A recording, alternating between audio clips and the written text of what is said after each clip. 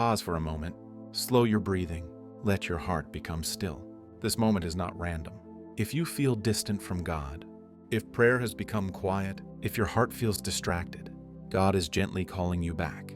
Private prayer is where intimacy with Him is restored. It is where faith is kept alive.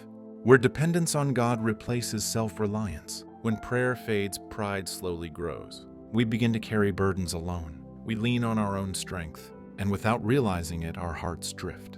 Lord, today we return. Father God, I come before you this morning, not with perfect words, but with an open heart. Restore my private prayer, not as a routine, but as a relationship. Remove every distraction that has pulled me away from you. Quiet the noise around me. Quiet the noise within me. Teach me to depend on you again. Teach me to seek you before I seek solutions. Teach me to pray before I react. Lord, forgive me for the moments I relied on myself instead of you.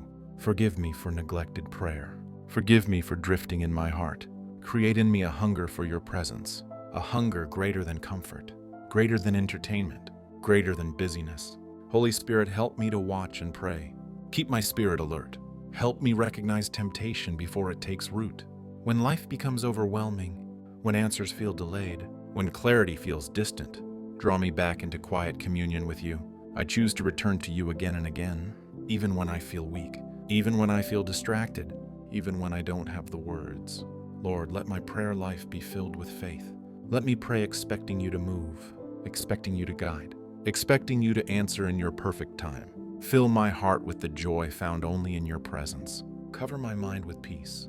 Guard my thoughts. Protect me from harmful words, hidden plans, and unseen dangers. Cleanse my heart, O God. Renew a steadfast spirit within me. I confess my sins before you, and thank you for the cleansing power of the blood of Jesus Christ. Today I choose to remain in you, because apart from you I can do nothing.